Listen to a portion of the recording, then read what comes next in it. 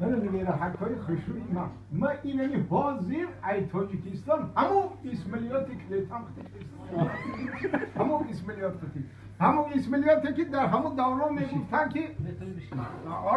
رحمت رو خود اکو مصطفی دیدیم خیلی کردیم تنگ مدار ندارم اکو بمدار میشی آن بفرام میشی نه که در کجایی که خواهرکان نمیگی ایش دیگه در اونجا خود بردم میشم اتیده همین در برو مدیم بیگم حالا در شما جورم میگه حکای بودیش همو دائم سوال میتیم که مالا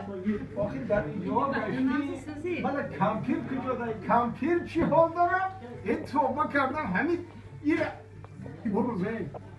اگه آمده گفتم اگه تمام کمپیر ممکن که یک دو سه روز پس بگردم بیام اگه ایجاد میه آن کمپیر بدهیلو بروزه الگه همین کمپیرهای خوشوی آزاده الگه زبانشون بدانی که کتیشان گفت نمیشه آخی بچه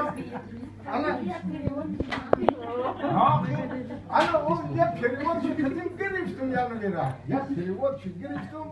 من گفتم که آخی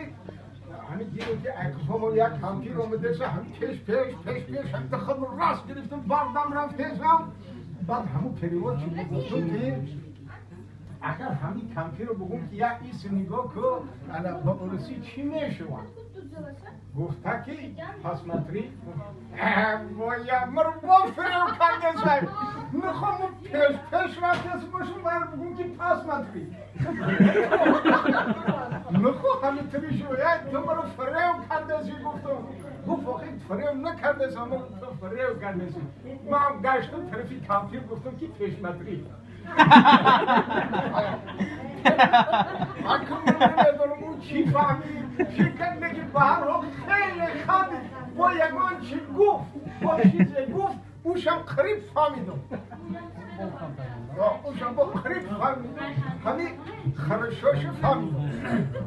پیشتر همو خرشا در همو قشلاق ناید بابی خرشا بود خرشا